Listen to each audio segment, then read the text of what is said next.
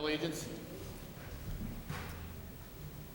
I pledge allegiance to the flag of the United States of America and to the republic for which it stands, one nation, under God, indivisible, with liberty and justice for all.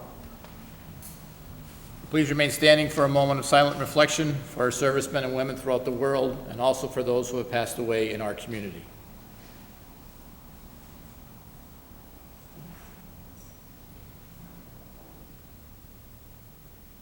Thank you.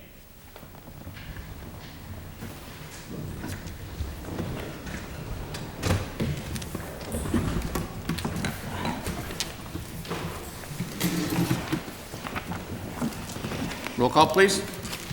Mr. Perry? Here. Mr. Rogan? Here. Mr. Evans? Here. Mr. Gahn? Here. Mr. Wexler? Here. I make a motion to table item 7J. Second. There is a motion on the floor and a second to table item 7J. On the question? Yeah, just on the question, I'm glad that we're going to slow down and take a look at this. This is in regard to the outside seating in the Posh restaurant downtown. There was a question or not if there was going to be adequate walkway space, and it just so happens that Mr. Sweeney and Mr. Evans had an encounter this weekend downtown. They took a look at it, and they're going to revisit the plans on that, and we hope to have something next week to get this back on the table. All those in favor signify by saying aye. Aye. Opposed? The ayes have it, so moved. Dispense with reading of the minutes. Third order, 3A, minutes of the Scranton-Lackawanna Health and Welfare Authority's regular meeting held March 16, 2017. Are there any comments? If not, received and filed. Do any council members have announcements at this time? I have one announcement. Divine Mercy Church is having their annual church picnic. It's going to be today, tomorrow, and Saturday. It starts at 6 o'clock, ends at 11. It's always a good time, great food, just like all our church picnics in the city of Scranton are. This one is absolutely no different. Please stop down, have a good time, bring the kids. It's a lot of fun. Thank you. Scranton City Council will hold a work session to discuss the citywide graffiti issue. It has been scheduled for this Monday, June 5th at 4:30 in the Governor's Room, second floor of City Hall. It is open to the public, however, there will be no time allocated for public participation. Another reminder of the electronic recycling program that will begin June 12th and extend through June 26th. Your items should be placed curbside for the DPW to collect. Each household will be allowed one television and one computer monitor. Please be aware that the pickup of these items may occur at any time, not necessarily on your scheduled garbage day. Please be prepared to have your items ready and placed curbside for June the 12th. Fourth order, citizens' participation. Joan Hodowanitz.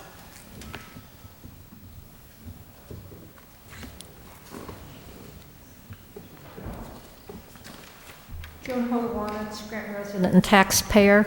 I am wearing my Friends of the Scranton Public Library t-shirt. First thing I want to do is I want to thank everyone from the council, administration, and the city who came out and supported the library last Friday night at Swinging on Vine. It was a wonderful night, and we raised some money for the library, so thank you. Now, shame on you, those of you who didn't come.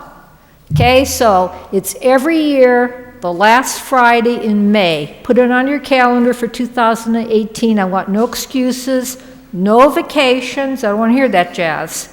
And those of you who failed to make it last Friday night, you will make amends at our next book sale, which will be at the Marketplace at Steamtown, second floor in front of the gym, June 6th through 11th.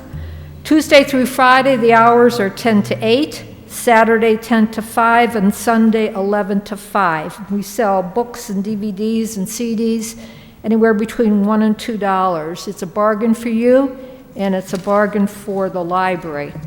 And speaking of books, I hope you saw the little article in the paper this week about the community group installs a little free library at Connors Park.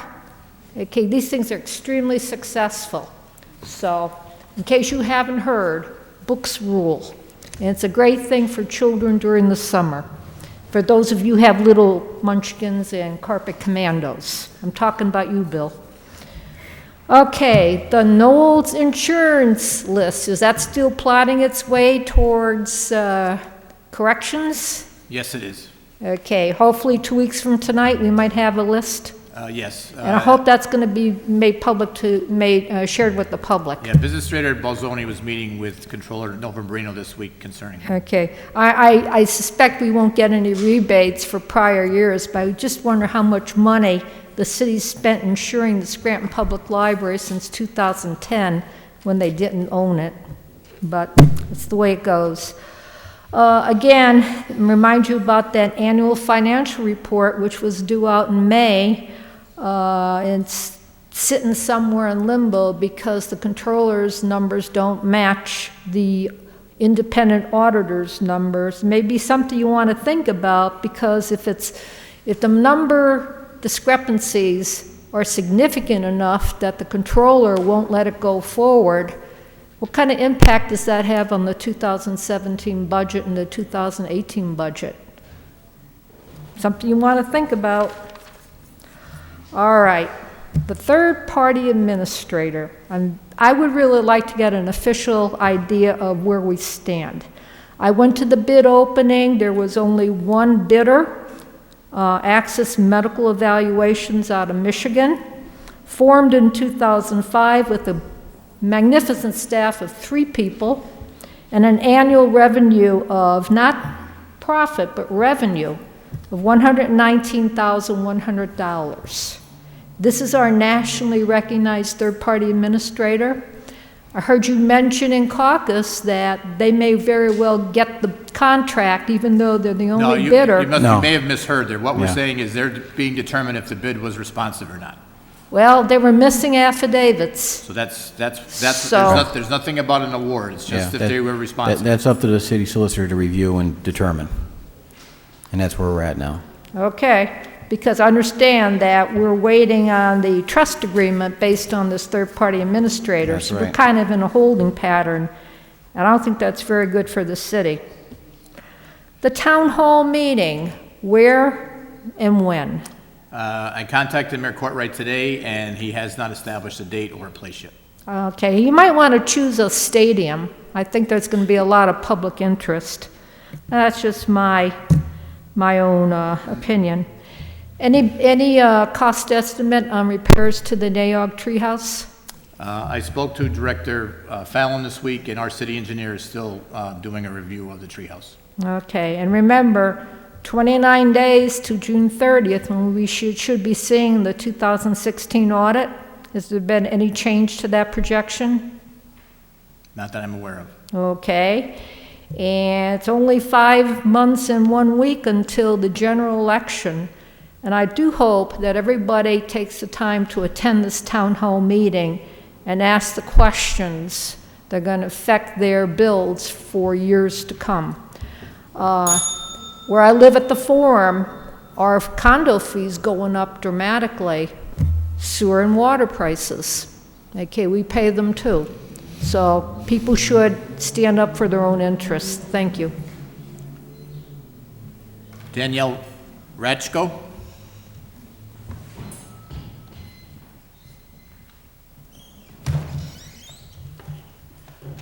Hi. I'm here tonight to speak because I'm the owner of 1120 Columbia Street, which, from what I've heard recently, has been something that's come up every week at these meetings.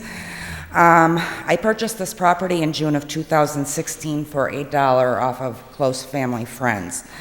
The deed was recorded on June 6, 2016, and all of the property taxes were paid at this point, and all of the utilities were in service. And I received the key for this property in August of 2016. In October of 2016, I noticed a condemned notice on the front window. This was the only notice I received that there were any issues with the property. When I contacted the Office of Licensing, Inspections, and Permits, I was told to come to the office to talk to someone in regards to this matter. On Friday, October 28th, I came to the office and was informed that the property was condemned since August 28th, and that it was because it was considered vacant and abandoned, and that there were several complaints from neighbors over several years, and that there were several notices sent from the office. The letter that was on top of the file, which was the most recent notification, was addressed to the prior owners. The office informed me that since I am now the current owner, I had to go through the condemned property policy process, even though I only owned the property for 2 months, never had any warnings, and never knew about any of the complaints that the property was going to be condemned. If anyone had informed me of any complaints or issues, I would have remedied them immediately. Since I had already had all the mail for 1120 being forwarded to my current address in South Scranton, I would pick up any residual mail from the mailbox and give them to the prior owners. So when I saw that this was addressed to them, I contacted them and asked if I had given them anything from the city of Scranton, and she said that I did, and she gave me the unopened envelope along with the certified mailing slip. The envelope had a postmark date on it of September 29th, 2016. This is 32 days after the house was supposedly condemned. Or since it was condemned, I shouldn't say supposedly. By mailing this 32 days late and to the wrong people, this forfeited my right to appeal the condemnation, and it also forfeited my ability to prevent any utilities from getting pulled. When I spoke to PP&L, they said that the electric was pulled on September 30th, 2016. This was 1 day after the notice was mailed. In June 2016, when the deed was originally transferred, I had gone to Fidelity Bank to secure financing to rehabilitate the house so that my family and I could move in. And the bank informed me that because it was a $1 transaction that I would have to become seasoned or own the property for 6 months to a year before they would do any financing on it. In the meantime, 2 months later, the city turned around and condemned the property, which put any refinancing and renovations to a standstill at this point. I don't think that the house should have been condemned due to being vacant and abandoned in this case, since I only owned it for 2 months. All of the taxes and the utilities were paid and on, and I wanted to do some renovation work to it before my family and I moved into it. It's not uncommon for somebody to buy a house and not move into it right away if they want to get work done to it. I have spoken to various attorneys on this, and nobody seems to want to respond to me or address the matter. On Tuesday, May 23rd, last week, I was contacted via Facebook by one of the neighbors on Columbia Street asking if I was the owner of the property. She informed me via the message that there were possums and raccoons living under the front porch. I would like to thank her for informing me, and I hired a company to trap and remove these animals. Traps are set out there now. Last Friday, I received a letter in my mailbox on Southside that was from the city of Scranton, and it was addressed to my maiden name and the 3 prior owners. The letter was a demolition notice that the house would be demolished if it is not fully rehabilitated within the next 30 days, and that there would be a lien put on me for the demolition costs. It also states in the letter that it's being up for condemnation because it has not been at a regulated temperature for the last 9 months. Which in this case is the city's fault because I never got notified of anything to even prevent them from pulling the electricity. I also received a fine in the mailbox, and that fine was addressed to the prior owners. So again, I don't know who's supposed to pay that, and it states that the grass and the weeds were overgrown, but this is impossible because I had a landscaping company out there on May 12th, which was a week before May 19th. I haven't even owned this house a year. I want it and still want the house to be fully rehabilitated so that my family and I can live there. I want to raise my child in a nice neighborhood, and I do not want to be the thorn on the side of everybody in that neighborhood. I would like to have this rectified. Yeah, thank you for coming tonight. Thank you. I brought this up the last 2 weeks, and I didn't get a chance to talk to you today before the meeting, coming after work, but I'm glad you showed up, and I hope you stick around after our meeting so we can talk further. One of the issues that you brought up that I'll have some back and forth questions on is some of the timeline, as far as, if you moved in and utilities were up and running and taxes were paid, what triggered the condemnation notice. that's, that would be a question I would have for our director, and not knowing what the inside of the property is, or the condition of the building itself, I would have that's a legitimate question. If I was to buy a house and taxes were paid and utilities were on, and like you said, temperature was regulated, that's your time where you're gonna get stuff done to the house before you move in. That's kind of, we have a Right. couple realtors on the board right now, and they would tell you the same thing. So yeah, I would like to talk more with you on this, because the last thing we want to see is a homeowner come into the city or move from one section of the city to the other, and not get every possible chance to take advantage of that move. Can I ask you, were you denied an opportunity to appeal the condemnation? I was told by the city that because it was so late that I had gotten the condemnation notice, that I would have to go through all of the normal condemnation policy procedures. I did speak to the director, and he said he would waive the bond fee considering the circumstances, but he still wanted me to go through and pay for all of the inspections in order for the electric to be put back in, as well as go through several inspections for the inside of the house and the outside of the house. So, yeah. I've never heard of anybody having to get city inspections or being condemned after only owning something 2 months. I mean, I have my house on Southside. I hired my own private. Right. No, I agree. Inspector. You're being penalized from what happened prior to your ownership, and this is simply an example of a policy that's gone awry and is being enforced, I think, incorrectly. So we're trying to look at this, but you're caught in the crosshairs, and it's simply not right. So let's see what we can do. And I think one of the things, Mrs. Reed, would you be able to check on the demolition list and see where it is currently? Because I believe you said it's within the next 30 days? That's what the letter said. I did go up there to collect an appeal form, and they said it's not on the current demolition list, it's on the demolition list for the fall. Okay, we just want to make sure that it doesn't get on the wrong list Right, too early. because we had to stop once before, so it Okay. was scheduled last year. Yeah, so the first thing we can do is verify that it's not scheduled for demolition anytime soon, Right, and try to prevent it from being, get it off that list is what we want to do. okay. And then the reason, because I did speak to the director at the end of October, and he basically, his reasoning was because it was a point of contention with the neighborhood association for a period of 10 years. I don't see how that should apply to me. Well, as a new owner going into the building, they should have welcomed that. Like, that would be my assumption. Things might not happen as fast as maybe a neighbor would want it to, but, they should give a new owner every chance to get the home up to where it should be to, just for the overall neighborhood. Because that was one of the complaints they had a couple weeks ago. And, they even came to me and said, the grass has been taken care of. And then, as far as any of the animals, that has been taken care of. So, just based on that, we can see there is active ownership in the house going on. And trust us, we've seen condemned properties up and down the city, and we know when there's energy being put in to maintain that house, and when there's just a walk-away situation. And this doesn't seem like a walk-away situation. So we want to make sure that, as Mr. Wexler say, we slow down and stop the condemnation as far as the demolition process, and give us some time to sort this out and get you back on the track that you want to be. Okay. I did speak to the neighborhood association. They stated that they never really wanted the house condemned. They just wanted the outside fixed up. If you could, I think Yeah, we I all believe that. have your contact information, but if you could just leave it with Kathy, so Mrs. Reed will have access to it. If you could just give it to her after you're. Sure, no problem. Thank you.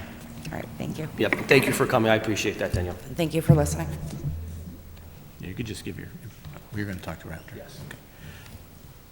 Les Spindler?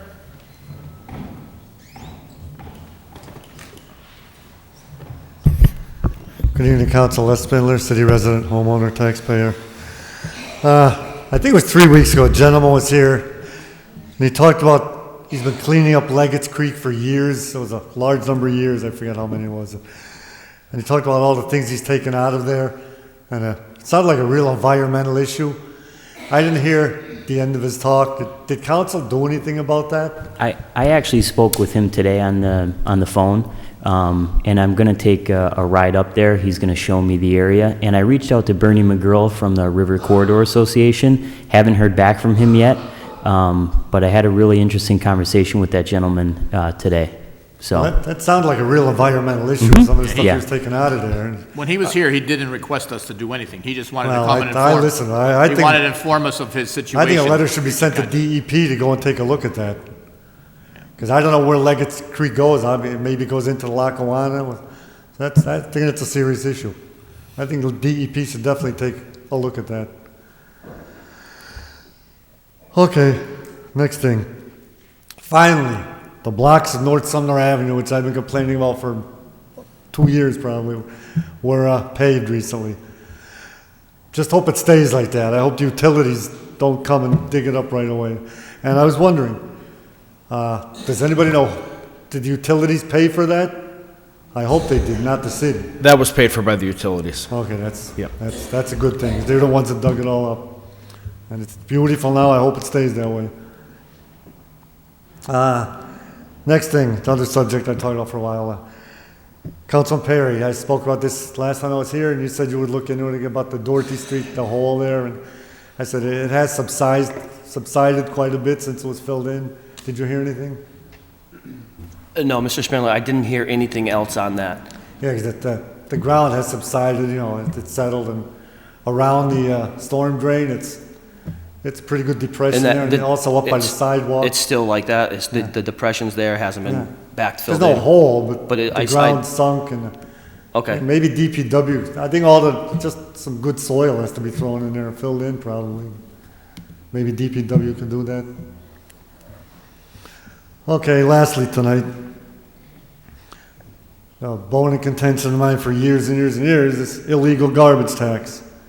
You know, to give people a break, $30 if you pay before a certain time, $60 if you want to double, which I do. I couldn't come up with $540 in one shot to pay that. And, you know, being that they're giving people a discount, it just proves they really don't need that money. The only reason that was put in was to pay off the tipping fees. And as I said many times, the tipping fees were paid off last year. Mayor Connors wanted to do away with that fee when he was in office, but his council wouldn't let him. So, again, it's another shot at the taxpayers, another more money taken out of their pockets. And I hope something is done fairly soon, because we pay our property taxes and have our garbage picked up. I've said that for probably 12, 13 years now, but nobody listens. You people just don't care. You don't do anything for the people here. And it showed on election day. So I hope you finally do something and get rid of this illegal garbage tax. That's all I have tonight. Thank you. Faye Franis?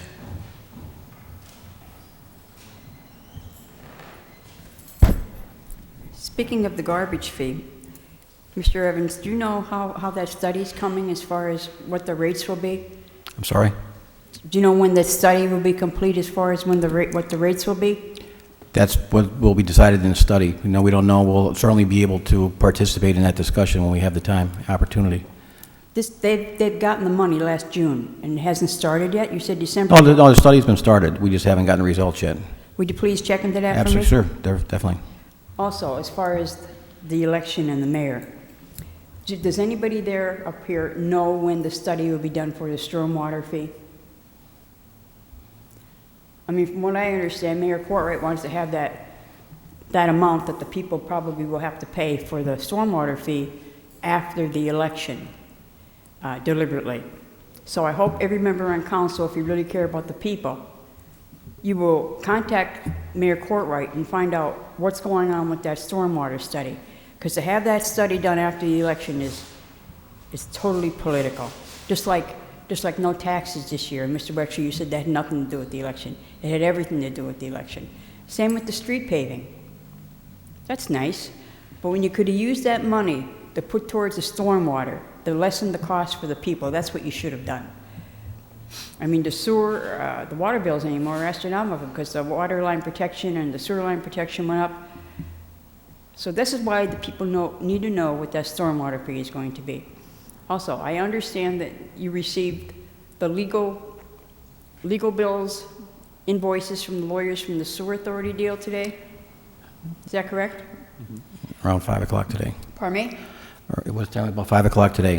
They came in. 5 they p.m. came in. Yeah. Now, I don't believe there should be a town hall meeting. I mean, I think unless the people, every person there that went, was able to ask any question they wanted, not set up questions by certain people, and be televised. But there's no need for a town hall meeting. As far as the audit goes, there's no reason for Mayor Courtwright to say you don't need an audit. If he has nothing to hide, why not have an audit? If there's nothing to hide. This only tells me there's plenty to hide. Now, as far as the legal fees, Attorney Ned Abrahamson, going back to the parking authority deal not so long ago, along with the sewer authority, he sent an email to have $200,000 dispersed without an invoice. Did any of you ever inquire about the invoice for Ned Abrahamson for the parking authority deal? I've asked for all of the invoices from that deal. Haven't received them yet. Haven't seen him. So could you do whatever it takes to get them as well as the sewer authority? And look how long it took to get the sewer authority. They're definitely hiding something.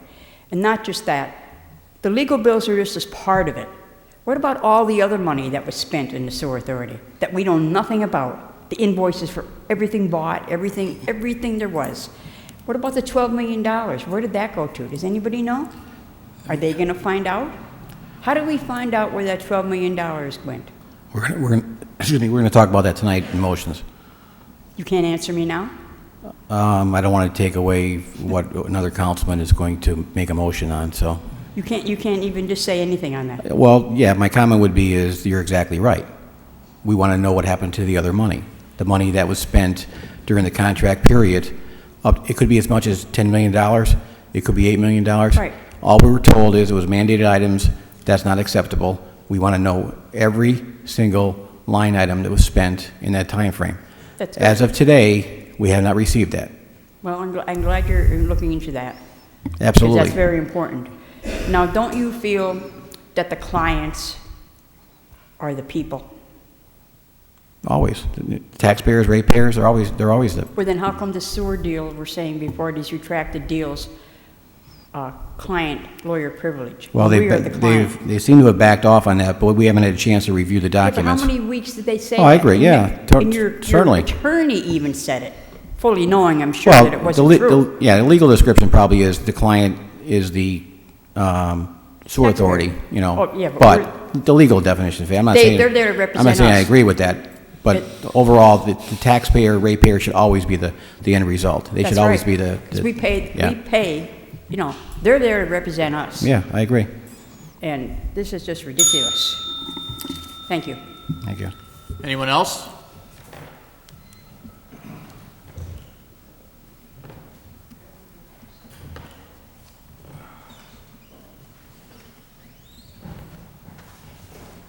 Marie Schumacher.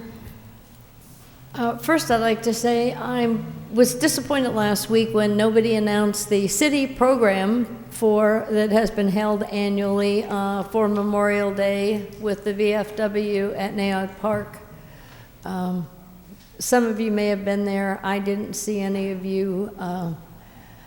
There were a lot of people. Of course, the weather was bad, but it's still, you know. Councilman Evans and I were at Connors Park at that time. Who? At Connors Park. Their ceremony was the same time as Naog, Connors Park. So What time was that? Just 12 out of o'clock. curiosity, pardon? 12 p.m. 12 noon. Okay, Yeah. because Is that the same time? the paper and I guess the mayor's office had stated that the program at Naog started at 11 o'clock, and when people got there at 11, they had to cool their heels. 11 o'clock was at the cathedral. It wasn't 12, so, Yeah. so I would appreciate next year if somebody who remains on council would at least announce that the city-sponsored event is held at Naog at noon. Mr. Perry, were you able to find out if that one full-time regular retiree was one of the 6 that were? No, I didn't get any new information on what we Okay. talked about last week, Mrs. Schumacher. Okay, thank you. Mr. Evans, did you get the budgeted amount for the TPA? From what I understand, they're just putting an RFP out. They're not putting an amount in until they see what came in from the bidders. Of course, we only have one. So there isn't a budgeted amount. There's money in the, No, wait, a budget. There must have been No. a budget. well, there's not a budget amount for that, for the third-party administrator, no. You're talking about the third-party administrator? Yeah, there was, No, wait. because, well, I was told that they're looking at the composite board to pay it that fee, whatever that fee might be. It could come out of the proceeds of the pensions. So we'll see. I mean, we're still don't even have one yet, so we'll find out soon enough. And, okay, and where is that trust agreement for the way the sewer asset sale? Well, the problem with the trust agreement, Proceeds were going to come to this body sooner rather than later, which I think Yeah. was before now. One of the requirements is the TPA has to be approved first. That's one of the requirements. They have to have a third-party administrator. That's all part of the trust agreement. So until that's in place, there is no trust agreement. right, we were adamant about that we would not agree to any trust agreement without a third-party administrator being part of that trust agreement. Well, it can be part of the trust agreement without having a physical body there, right? Well, we could put the language in there, but Yeah, I'm not comfortable doing that because then we'll never get the third-party administrator hired.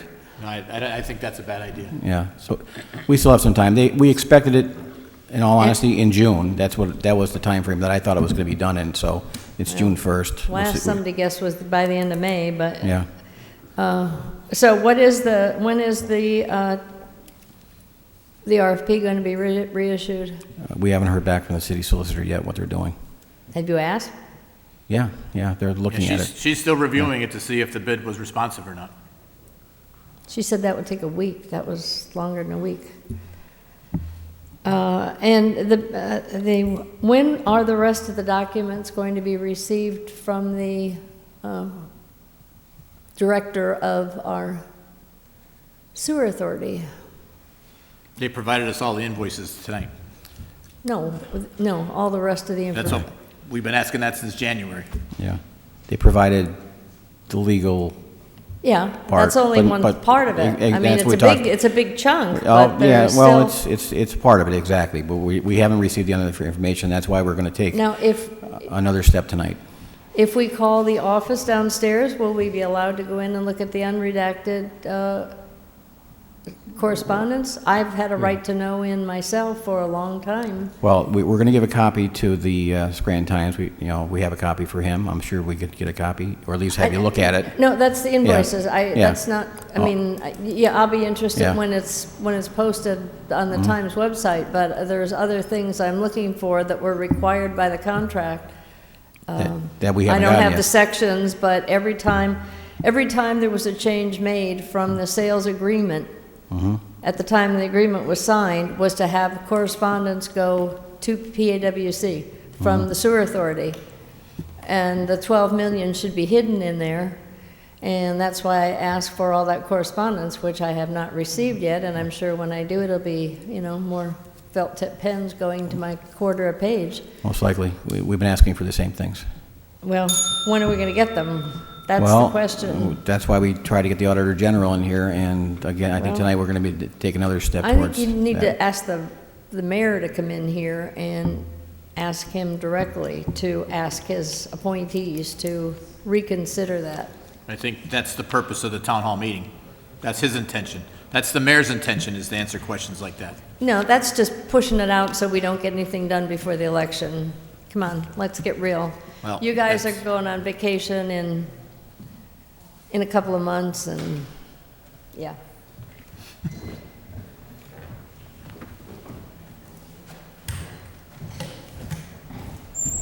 There we go. We tabled it for tonight.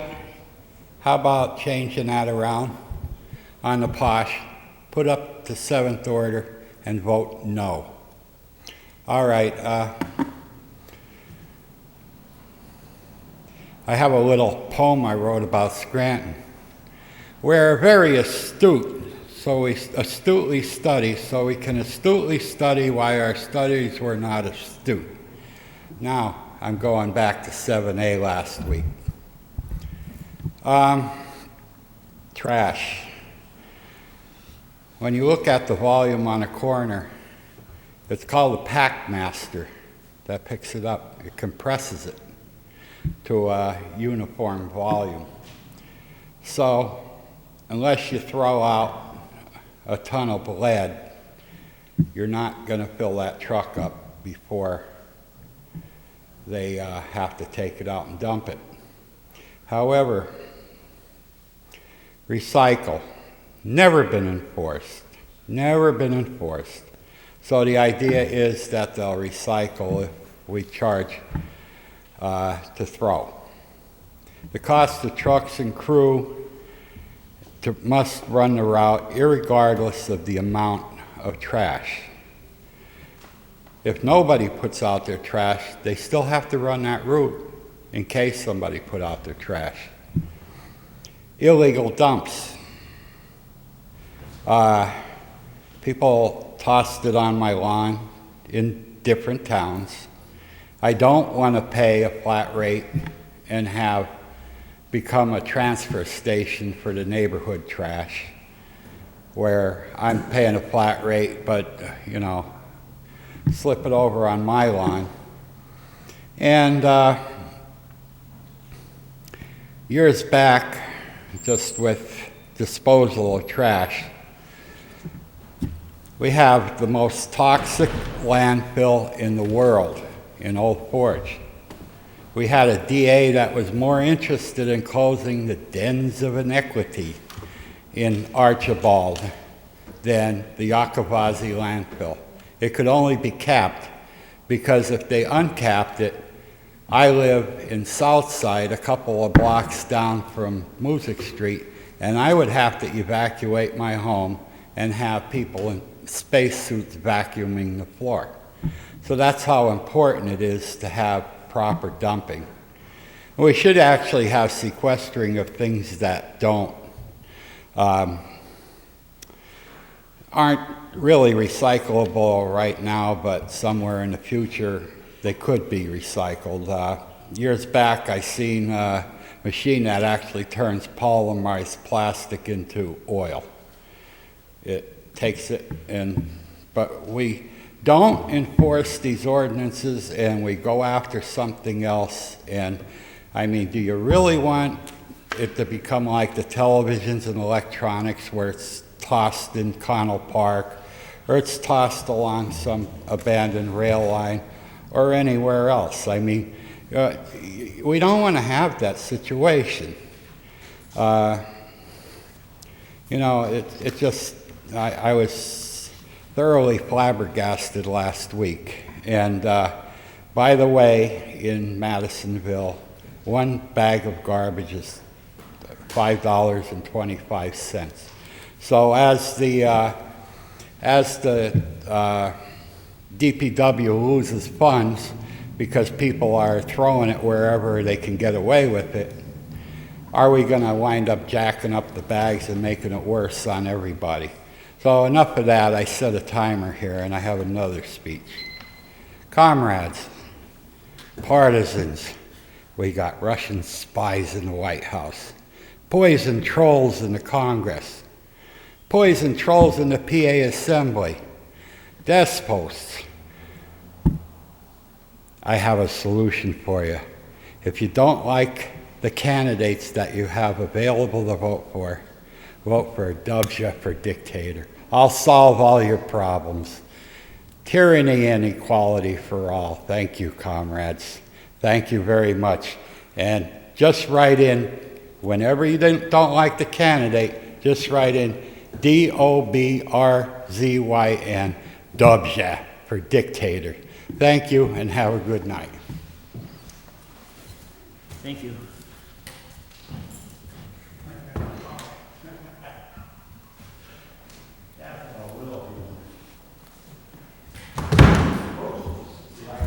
Lawsuit.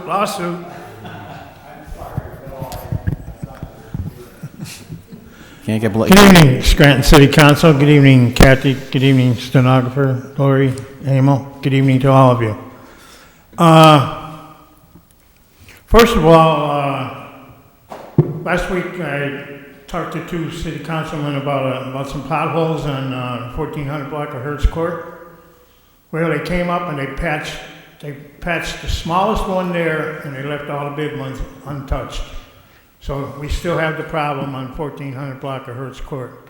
So if you can remind them to come back up there and get rid of the big craters that are sitting there. We'll specify the big ones this time. Yeah, tell them you need the big ones done. The little ones taken care of. The big ones got to get done, though. Okay, first of all, as far as the town hall meeting, I think this is my personal opinion, nothing more, nothing less. I think the town hall meeting will be held after the election. That's what I really think. I think it'll be held after the election, if it's held at all. I still 50-50 on whether or not there will be a meeting. I really don't think a town hall meeting is the answer, because all it's going to be is a bunch of people getting there, asking questions, getting spin answers, and not being told the truth. What we need is, we need the truth. We need to find out exactly what happened. And the only way that's going to happen is to have an independent audit come in and audit everything that happened in that transaction. Town hall meetings aren't going to solve nothing. That's just a publicity thing. That's all it is. We need action. And I hope City Council doesn't forget about this and continues to pressure Mayor Courtright into approving the hiring, or not the hiring, but the attorney coming in here to audit the situation, because it needs to be done. People are really upset over this. I don't know if you guys realize how upset people are. I imagine you do, because you probably get more phone calls than I get. People probably stop you on the street more often than they do me. But something's got to be done. This cannot be forgotten. That's why elections are so important. You know, and local elections are probably more important than national elections, because the local election actually affects people more than a national election does. What Congress does and the Senate and the President do really doesn't get down to our level very often, but what the mayor does and what City Council does and what the City Controller does and what the school board does, that deals with us directly. That deals with the people and the residents directly and the taxpayers. That's why it's so important in these local elections not to go out and vote for your friend or your brother-in-law or your cousin or your nephew. They may not be the right person. You need to look at the person who is running and examine their you know, whether they have the same likes and dislikes like you have. You know, like, I get a kick out, I saw signs, yard signs out, and I seen yard signs side by side with one name and a different name, and these two people totally disagree on everything. They don't agree on anything, but yet their yard signs are side by side. So that tells me that that's a voter who is not paying attention. He or she is just voting for someone because he knows them or he's a relative or something like that. So people really need, we have 6 months left before the election, and people really need to take the time to really look at who they're voting for and why they're voting for. And that includes the school board also. Because let's face it, the city's in dire distress. 25 years, coming up on 9,000 days. I mean, now the school board, I mean, look at it, they're what, 33 million in the hole or something like that? Some ridiculous number? I mean, does anybody know exactly how deep of a hole the city of Scranton is in? Does anybody have a guesstimate? How many millions is it? Is anybody willing to take a shot? It's a moving target. What's that? It's a moving target. Oh, okay. You know, I mean, sooner or later this has got to end. It's either going to end one way or another. There's no longer going to be a city of Scranton, or someone's going to come in and take charge and really do the right things and get the city back on the right track again. And it's not going to happen overnight. It's going to take years and years and years. But remember, when you go out and vote this time, pay attention to who you're voting for and why you're voting for them. Have a good reason for voting for them. Anyone else? Fifth order, 5A motions. Mr. Perry? Yeah, I just have Just two quick items tonight. The first item that Mr. Spindler brought up, Mrs. Reed, if we could just send a letter to DBW and see if there's anything that needs to be finished at the Depression, I guess we'll now call it the Depression on Doherty Street by the park, to see if we can finally finish that job off once and for all. I know they responded to that very quickly at first, and I just want to get this work completed and get it off our list so they can move on to something else. The second item I want to bring up is on a very positive note. About the property on Maple Street that we got word on that has been finally has been closed down and shut down for good. We got our letter in. I'll just give a quick read. This is from the attorney from the manor on Maple Street. This is to advise you that all the residents have been vacated from the property on Cedar Ave in compliance with the court's most recent order. Also, please be advised that this property was sold at the most recent judicial tax sale and therefore is no longer owned by my client.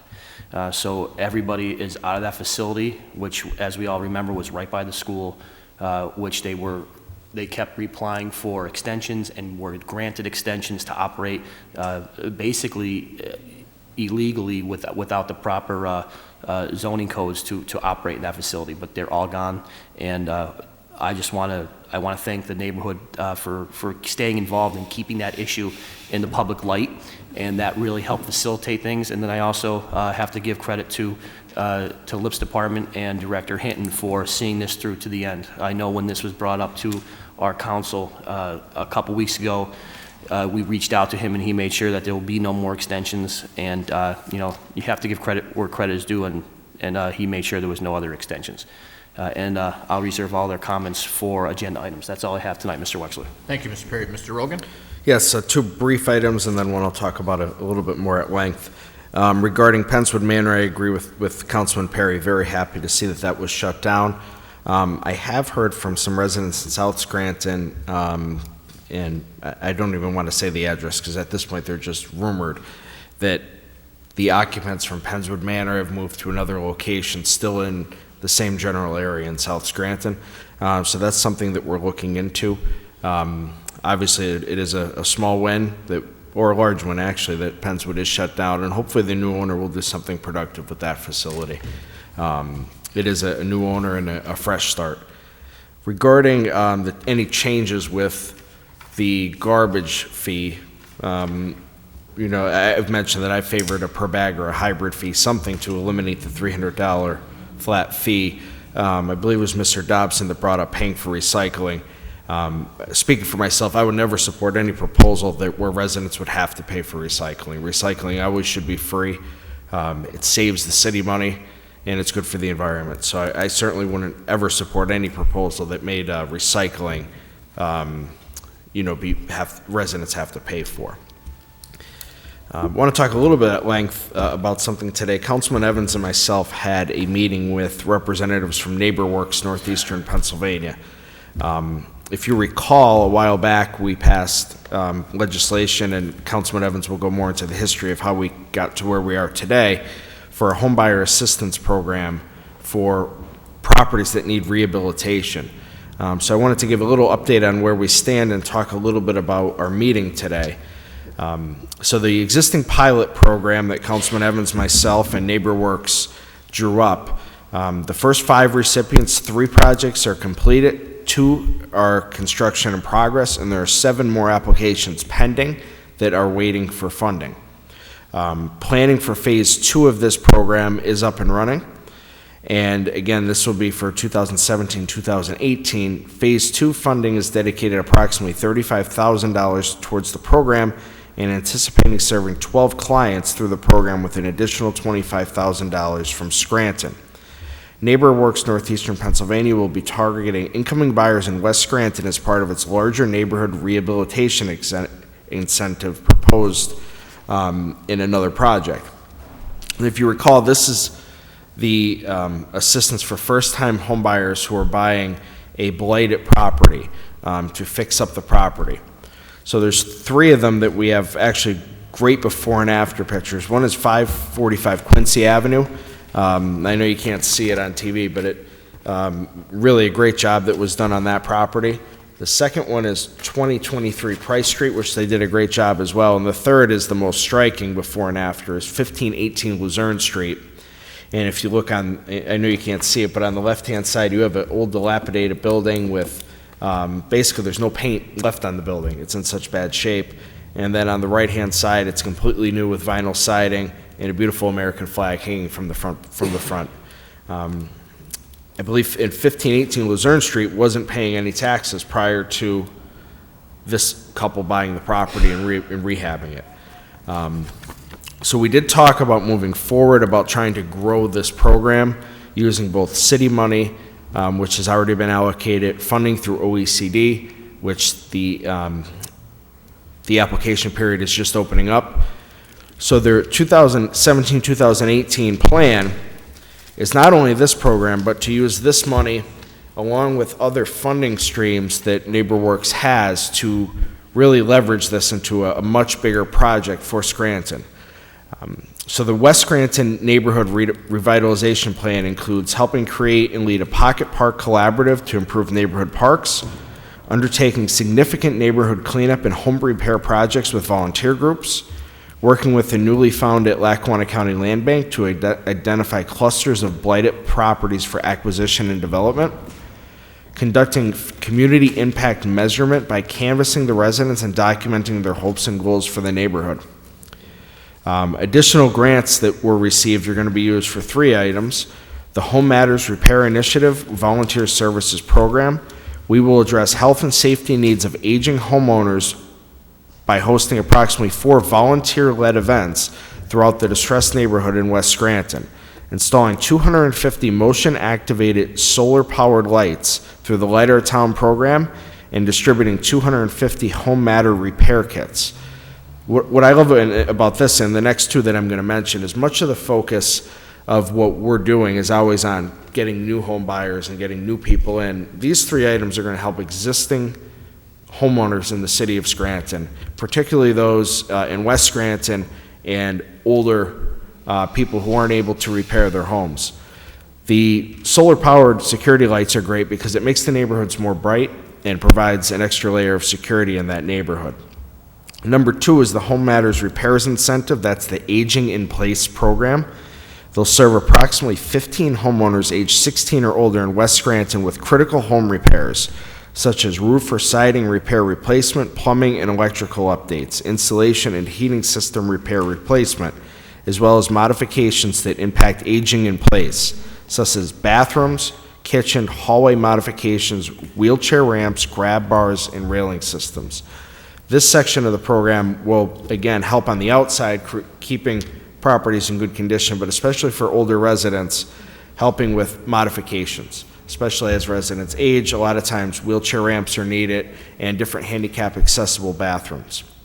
And finally, the Home Matters Repair Incentive, which is what I talked about at the beginning, which with these 3 examples of homes that were completely transformed. They'll provide approximately 12 new home buyers in West Scranton $5,000 grant assistance for use in making exterior repairs and renovations immediately after their purchase. I know Councilman Evans is going to talk a little bit more about how we were able to get to this point with this program, but although the media doesn't like to report about positive items, this one certainly has been a home run for the city, and it's going to continue to be an even bigger and better project moving forward to help our senior citizens and young families. Thank you. Thank you, Mr. Rosen. Mr. Evans? Thank you. So I'm going to continue to veer off a little bit and talk about something that is completely positive, as Councilman Rogan just discussed the meeting we had today and the update with NeighborWorks. So I'm going to start at the beginning of how this all started. As some may remember, Councilman Rogan contacted a company that was interested in doing a foreclosed property registration. So we received a presentation, and all of council decided that this was a great opportunity for the city. So the company would register all foreclosed properties and charge the banks a $200 fee for registration. The company would receive $100 as part of their work that they did, and the city would receive $100 for its share. It was estimated at the time there was probably 300 foreclosed properties in Scranton when the programs first started. This accomplished several things. First, it gave license and inspections a database of these properties, as well as contact information with the banks that wasn't previously available, certainly enhancing LIP's ability to respond to a problem with a foreclosed property, for example, high grass or snow removal or even security at the property. It also gave the city about a $30,000 new revenue source. This is where the second part of the story begins. Councilman Rogan and I formed a subcommittee to determine what might be a better use of the funds than to put the money into the black hole of inefficiency that is also known as the general fund. We came up with a strategy to use funds for first-time home buyers in the city. Another enticement if you were to purchase a home in Scranton, through a series of $5,000 grants to do improvements, mainly to the exterior of the home purchased. This would certainly help first-time home buyers, but also improve the exterior appearance, which improves the block, which improves the neighborhood, which also improves the city as a whole.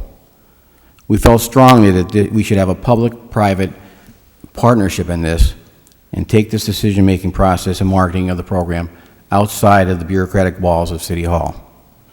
Through an RFP process, NeighborWorks in Northeastern PA was selected. That leads us to part 3, which Councilman Rogan went over quite in depth, but the Scranton Homeowner Assistance Program was born, or SHAP, and it has been extremely successful.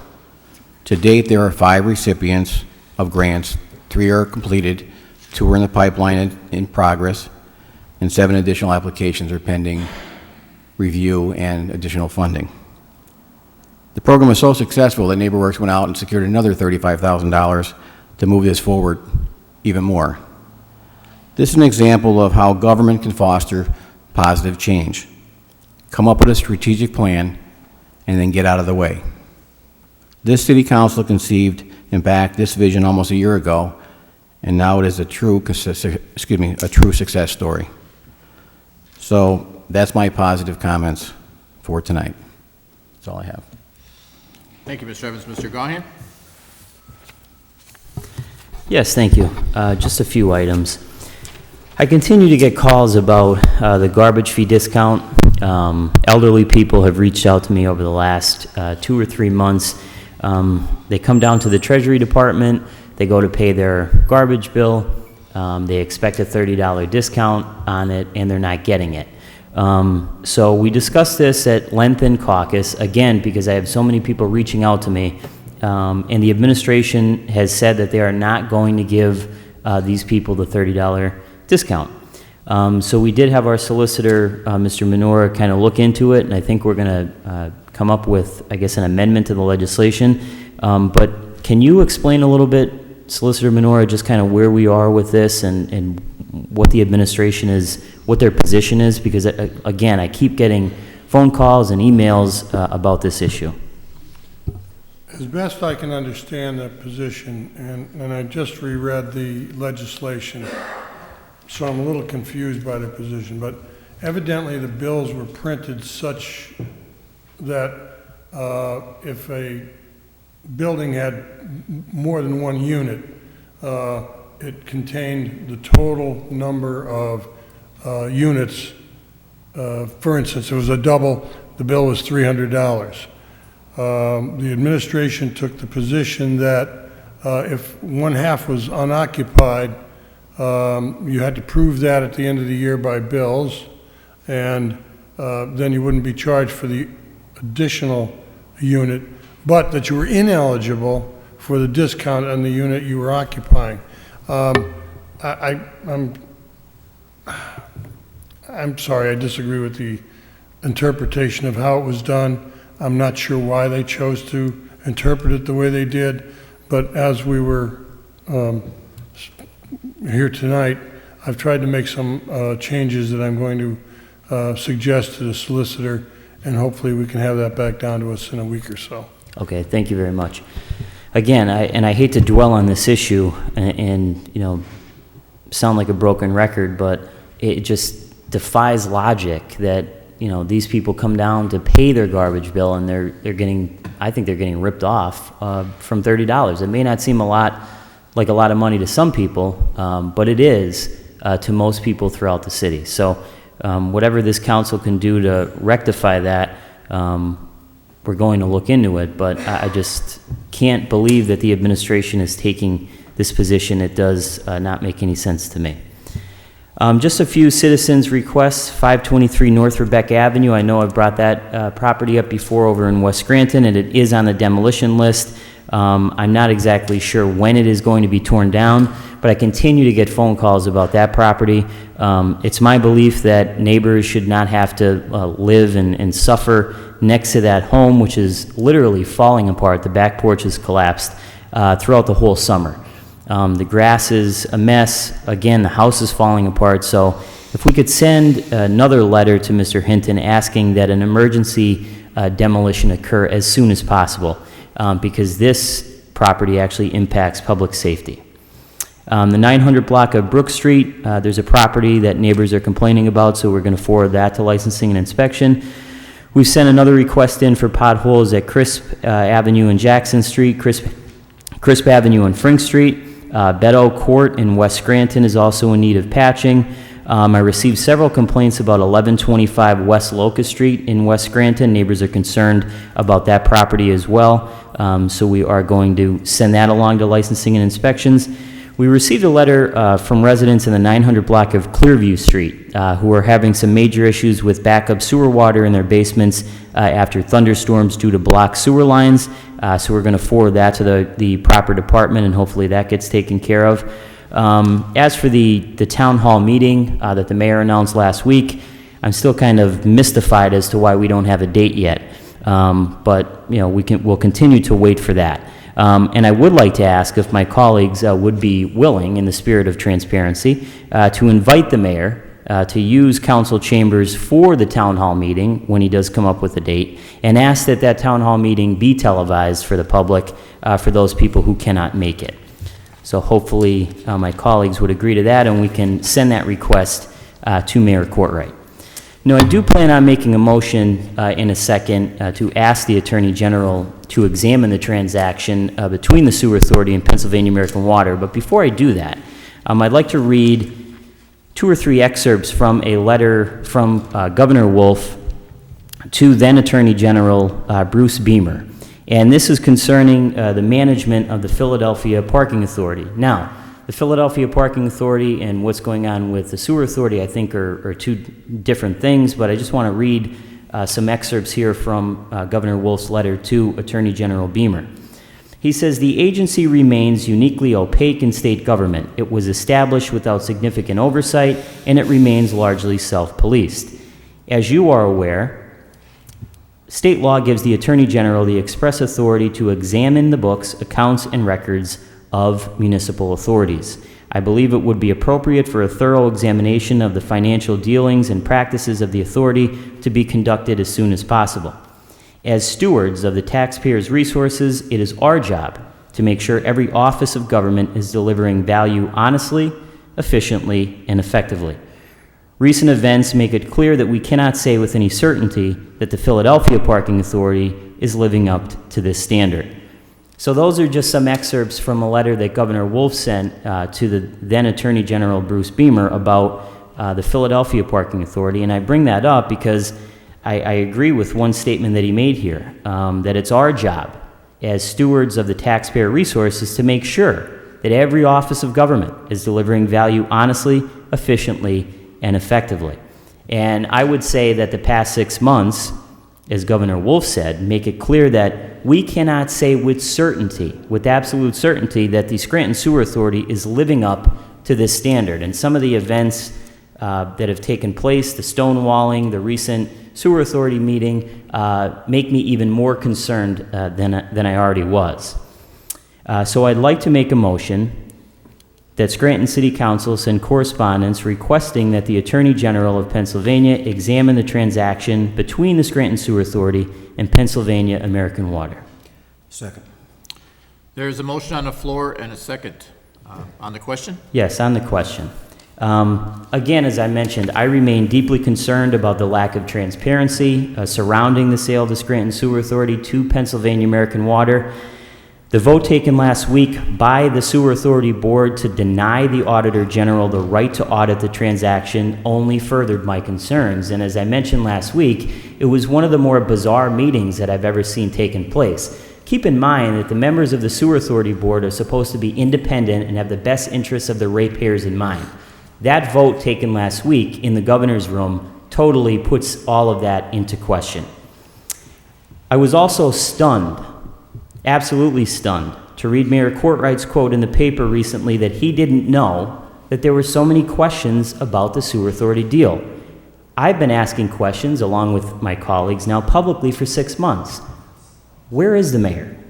Now all of a sudden, because of public pressure, he's going to have a town hall meeting, date to be determined. It just doesn't make sense. It doesn't add up for me. It doesn't make me feel comfortable about anything. Also, we received at 5 o'clock this afternoon unredacted invoices from legal work that was done in relation to the sale of the Scranton Sewer Authority. Again, I appreciate that. I haven't had a chance to take a look at it. Why did it take 6 months? That's the question that I have to ask. Why did it take 6 months? It's absolutely absurd. The Scranton Sewer Authority last week votes against allowing the unredacted invoices to be released. Then the next day, the chairman of the board says, it's okay, we'll release them. For 6 months, the answer that we've gotten, this board, is attorney-client privilege. So my question is, where is the attorney-client privilege now? Where's the confidentiality that they were stonewalling us for 6 months? So again, in light of the lack of transparency, in light of the unanswered questions, I believe that it would be appropriate for the Attorney General to examine this deal. Let me preface, again, all of my comments by saying I'm not accusing anybody of any criminal action which may be associated with the Attorney General. I'm simply asking the Attorney General to come in and examine the books, the records, and the transaction. I would have liked the Auditor General to do that, but obviously the Scranton Sewer Authority Board shut the door on that last week. So I do believe that in light of the events of the past 6 months, this is the next logical step due to the public outcry and concern. And for me, this whole issue is about public trust. I love nothing more to get this issue behind us and focus on something else. But we could have all the town hall meetings we want. We could have all the invoices laid out on the table 6 months later. But until an independent third party takes a look at this deal, I certainly will not be comfortable that it was done with the best interest of the ratepayers of Scranton and Dunmore in mind. Thank you. Okay. Well, on the question, excuse me, I think we have an obligation, and I've said this before, to do whatever we can to get to the answers. And 5 or 6 months later, we're still not there. Tonight was a good start. We received the information on the attorney's fees and consulting fees, unredacted, but we still haven't had a chance to go through it. But missing in action still is the explanation for the money that was spent during the contract period. It could be $8 million, it could be $9 million, it could be $10 million. We don't even know. We're told that it was on mandated items. We don't know that. We haven't seen any invoices to support that. So we have to take the extraordinary step tonight to ask the Attorney General to look at this, and that is an extraordinary step. I thought it would never get to this point. The Auditor General should have been the one to do it. The SSA Board rebuffed that, and here we are tonight doing what we think is the right thing to do to get the answers necessary. So I will be voting for this motion and support this motion. I would say that, again, the process of providing this information to us post-closing has been nothing less than a disaster. So hopefully, finally, we'll get to the information we need to make an informed decision as to what happened to the money. So I'll be voting yes. Yes, on the question. 4 o'clock today, I would have been in support of this motion. But with this new information that we got when I walked in the council chambers today, I would just personally like time to review it. When I say the stack of paper is 5 inches high, it is. And I want time to read it over to see what's actually in there before we officially request the help from the AG to take a look at this. Do I wish that it didn't come to this? Absolutely. I thought the SSA board would have did the right thing, would have brought in the Auditor General and have this just taken care of once and for all. With that being said, before we take this next step, I just want to review all the information that I have at my fingertips before I bring someone else in right now. But I reserve the right to go ahead and totally support this next week if I feel like I'm not satisfied.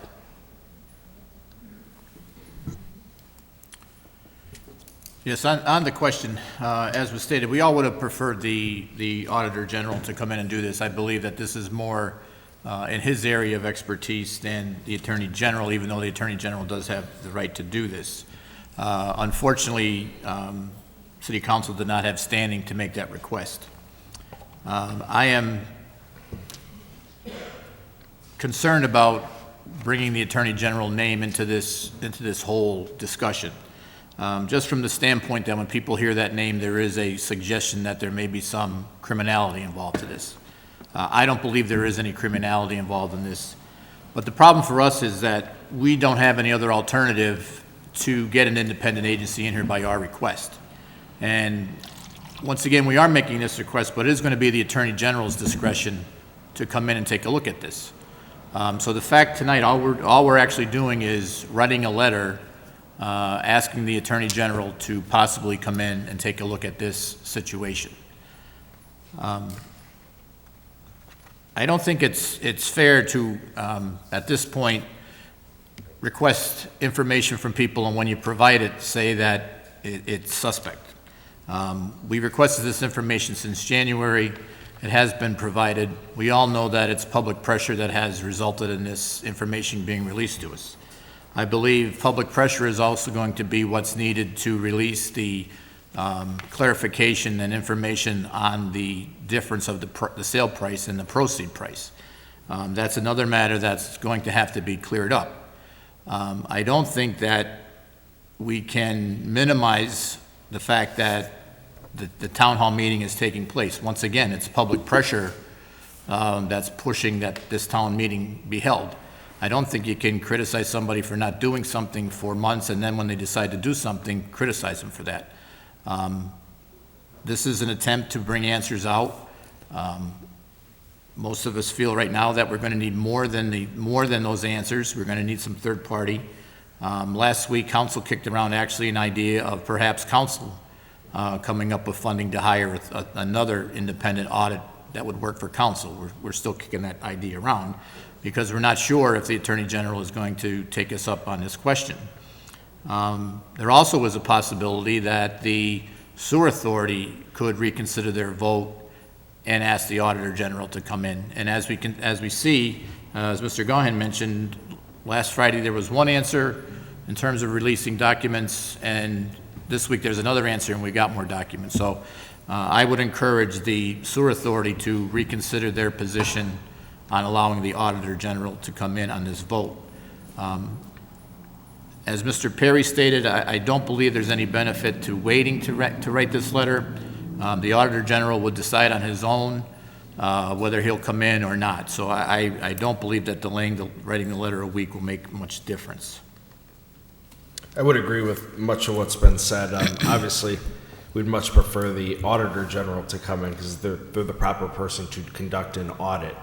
But as was mentioned by Councilman Wexler, we want to get this information out there and be able to move on and continue to move forward with what right now is actually the most important part is the use of the proceeds, which I know hasn't been talked about a whole lot, but there's tens of millions of dollars waiting to be spent in a way that benefits the taxpayers the most. So I will support the motion to get the information out there, but we need to, turn that over to outside agencies, and then council needs to focus on how to get the most bang for the buck for the taxpayers because of this sale. Obviously, without the sale, you would be looking at a 100% tax increase and state taking over the city.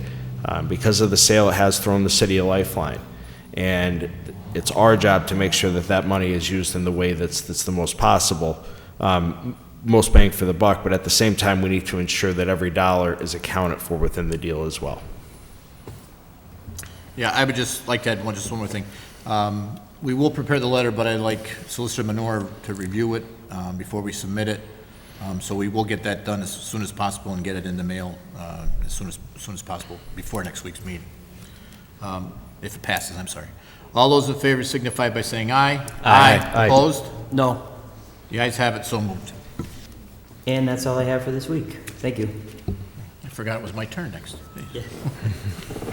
Just a few items. I did contact Business Administrator Balzoni this week in terms of preparing the request for proposal for engineering studies out at the Young and Kennedy properties, and Mr. Balzoni is preparing that information. As I mentioned earlier on this evening, I did talk to Director of Parks, Brian Fallon, about the treehouse. The City Engineering Department is doing an extensive review of the treehouse, and at this time, it has not been completed yet. I did attend 2 Memorial Day services, both unique in their own ways. It was the first year that I missed the NAOG, which is very enjoyable. But this year we went to the Connors Park. Bob Gattens requested that I attend that meeting, that ceremony, which I was enthusiastic about doing.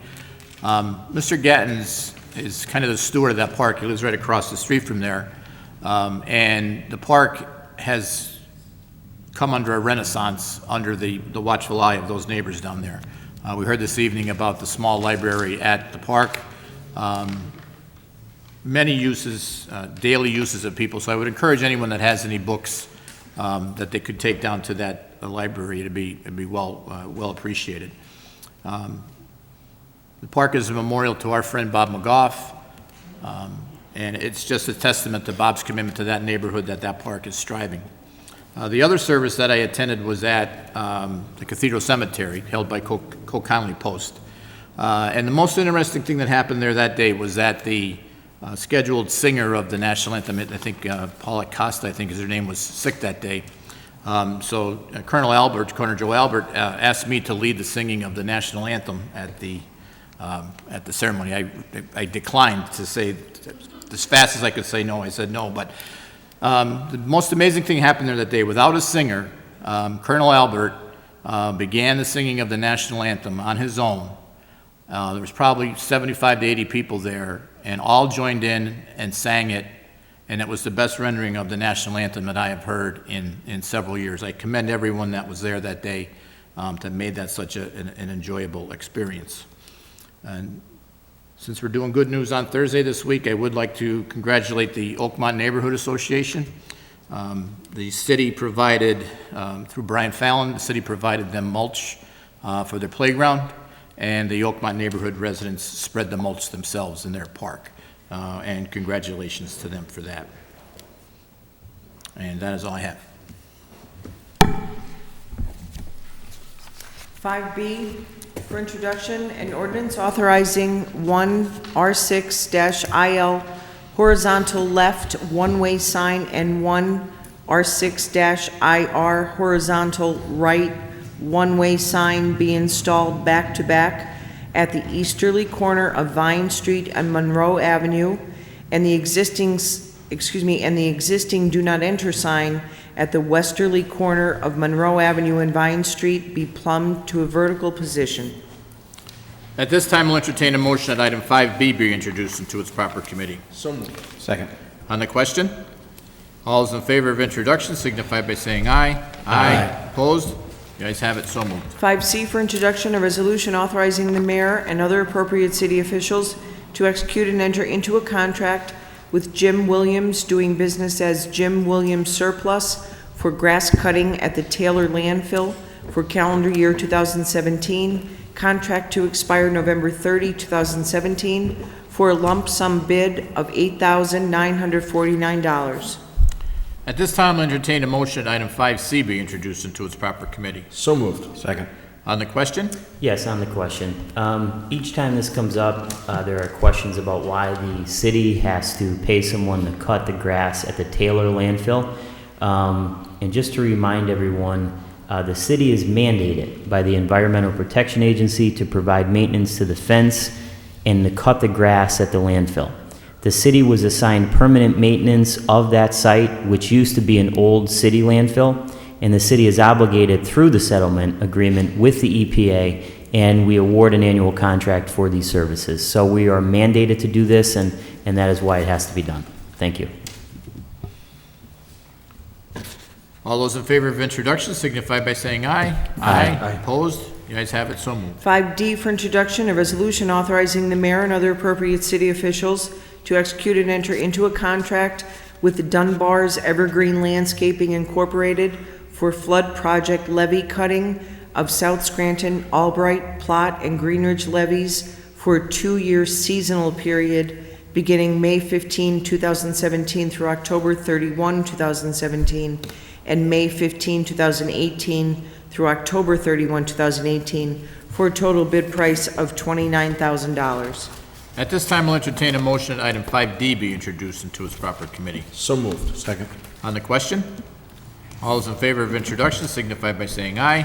Aye. Opposed? The ayes have it, so moved. 5E for introduction, a resolution authorizing the mayor and other appropriate city officials to execute and enter into a contract between the city of Scranton and the Scranton School District with Joseph M. Alou and Associates to perform the Scranton Single Tax Office independent audit for fiscal years ending December 31, 2015 and December 31, 2016. At this time, I'll entertain a motion that item 5E be introduced into its proper committee. So moved. Second. On the question, all those in favor of introduction signify by saying aye. Aye. Opposed? The ayes have it, so moved. Sixth order, 6A, no business at this time. Seventh order, 7A, for consideration by the Committee on Public Works for adoption, file of the Council Number 100, 2017, authorizing the Secretary of Transportation to acquire right-of-way necessary for the West Lackawanna Avenue Bridge. Document number is noted as part of the City of Scranton-owned bridge project. What is the recommendation of the chairperson for the Committee on Public Works? As chairperson for the Committee on Public Works, I recommend final passage of item 7A. Second. On the question, roll call, please. Mr. Perry? Yes. Mr. Rogan? Yes. Mr. Evans? Yes. Mr. Gahn? Yes. Mr. Wexler? Yes, I hereby declare item 7A legally and lawfully adopted. 7B for consideration by the Committee on Public Works for adoption, file of the Council Number 101, 2017, authorizing the Secretary of Transportation to acquire right-of-way necessary for the Elm Street Bridge project. Document number is noted as part of the City of Scranton-owned bridge project. What is the recommendation of the chairperson for the Committee on Public Works? As chairperson for the Committee on Public Works, I recommend final passage of item 7B. Second. On the question, roll call, please. Mr. Perry? Yes. Mr. Rogan? Yes. Mr. Evans? Yes. Mr. Gahn? Yes. Mr. Wexler? Yes, I hereby declare item 7B legally and lawfully adopted. 7C for consideration by the Committee on Public Works for adoption, file of the Council Number 102, 2017, authorizing the Secretary of Transportation to acquire right-of-way necessary for the North Main Avenue Bridge. Document number is noted as part of the City of Scranton-owned bridge project. What is the recommendation of the chairperson for the Committee on Public Works? As chairperson for the Committee on Public Works, I recommend final passage of item 7C. Second. On the question, roll call, please. Mr. Perry? Yes. Mr. Rogan? Yes. Mr. Evans? Yes. Mr. Gahn? Yes. Mr. Wexler? Yes, I hereby declare item 7C legally and lawfully adopted. 7D for consideration by the Committee on Public Works for adoption, resolution number 153, 2017, authorizing the mayor and other appropriate city officials to execute and enter into an agreement by and between the Lackawanna Heritage Valley Authority and the City of Scranton pertaining to the maintenance of the 2 stamped bituminous asphalt crossings at the intersection of Olive Street Crossings and the Lackawanna River Heritage Trail. What is the recommendation of the chairperson for the Committee on Public Works? As chairperson for the Committee on Public Works, I recommend final passage of item 7D. Second. On the question, Yes, on the question, I just want to use this as an opportunity to commend everyone who works at the Lackawanna Heritage Valley Authority. They have done an outstanding job, as has been noted here quite often, and I think that everyone in Scranton is looking for a walkable community and a bike-friendly community, and they are certainly doing a wonderful job, so I want to commend them for their great work over the last few years. roll call, please. Mr. Perry? Yes. Mr. Rogan? Yes. Mr. Evans? Yes. Mr. Gahn? Yes. Mr. Wexler? Yes, I hereby declare item 7D legally and lawfully adopted. 7E for consideration by the Committee on Public Works for adoption, resolution number 154, 2017, authorizing the mayor and other appropriate city officials to execute and enter into an agreement by and between the Lackawanna Heritage Valley Authority and the City of Scranton pertaining to the maintenance of the stamped bituminous asphalt crossing at the intersection of Naog Avenue Crossing and the Lackawanna River Heritage Trail. What is the recommendation of the chairperson for the Committee on Public Works? As chairperson for the Committee on Public Works, I recommend final passage of item 7E. Second. On the question? Roll call, please. Mr. Perry?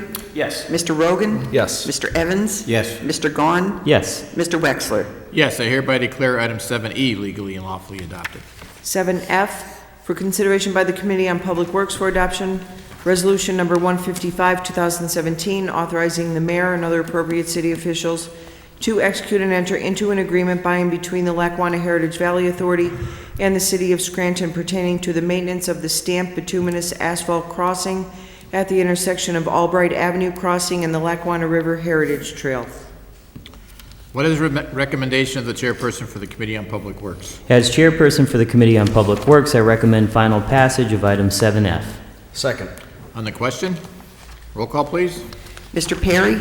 Yes. Mr. Rogan? Yes. Mr. Evans? Yes. Mr. Gahn? Yes. Mr. Wexler? Yes, I hereby declare item 7F legally and lawfully adopted. 7G, for consideration by the Committee on Public Works for adoption, Resolution Number 156, 2017, authorizing the mayor and other appropriate city officials to execute and enter into an agreement by and between the Lackawanna Heritage Valley Authority and the City of Scranton pertaining to the maintenance of the stamped bituminous asphalt crossing at the intersection of Poplar Street Crossing and the Lackawanna River Heritage Trail. What is the recommendation of the chairperson for the Committee on Public Works? As chairperson for the Committee on Public Works, I recommend final passage of item 7G. Second. On the question? Roll call, please. Mr. Perry? Yes. Mr. Rogan? Yes. Mr. Evans? Yes. Mr. Gahn? Yes. Mr. Wexler? Yes, I hereby declare item 7G legally and lawfully adopted. 7H, for consideration by the Committee on Public Works for adoption, Resolution Number 157, 2017, authorizing the mayor and other appropriate city officials to execute and enter into an agreement by and between the Lackawanna Heritage Valley Authority and the City of Scranton pertaining to the maintenance of the stamped bituminous asphalt crossing at the intersection of East Market Street Crossing and the Lackawanna River Heritage Trail. What is the recommendation of the chairperson for the Committee on Public Works? As chairperson for the Committee on Public Works, I recommend final passage of item 7H. Second. On the question? Roll call, please. Mr. Perry? Yes. Mr. Rogan? Yes. Mr. Evans? Yes. Mr. Gahn? Yes. Mr. Wexler? Yes, I hereby declare item 7H legally and lawfully adopted. 7I, for consideration by the Committee on Public Works for adoption, Resolution Number 158, 2017, authorizing the mayor and other appropriate city officials to execute and enter into an agreement by and between the Lackawanna Heritage Valley Authority and the City of Scranton pertaining to the maintenance of the two rectangular rapid flashing beacons stamped bituminous asphalt crossings at the intersection of Broadway Street and the Lackawanna River Heritage Trail. What is the recommendation of the chairperson for the Committee on Public Works? As chairperson for the Committee on Public Works, I recommend final passage of item 7I. Second. On the question? Roll call, please. Mr. Perry? Yes. Mr. Rogan? Yes. Mr. Evans? Yes. Mr. Gahn? Yes. Mr. Wexler? Yes, I hereby declare item 7I legally and lawfully adopted. 7J, previously tabled.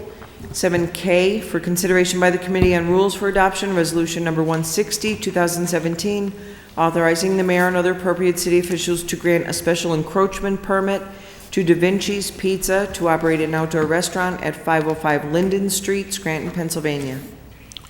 As chairperson for the Committee on Rules, I recommend final passage of item 7K. Second. On the question? Roll call, please. Mr. Perry? Yes. Mr. Rogan? Yes. Mr. Evans? Yes. Mr. Gahn? Yes. Mr. Wexler? Yes, I hereby declare item 7K legally and lawfully adopted. 7L, for consideration by the Committee on Rules for Adoption, Resolution Number 161, 2017, authorizing the mayor and other appropriate city officials to grant a special encroachment permit to Kappa, care of the Ritz Building, to operate an outdoor restaurant at 222 Wyoming Avenue, Scranton, Pennsylvania. As chairperson for the Committee on Rules, I recommend final passage of item 7L. Second. On the question? Roll call, please. Mr. Perry? Yes. Mr. Rogan? Yes. Mr. Evans? Yes. Mr. Gahn? Yes. Mr. Wexler? Yes, I hereby declare item 7L legally and lawfully adopted. If there's no further business, I'll entertain a motion to adjourn. Motion to adjourn. Meeting is adjourned.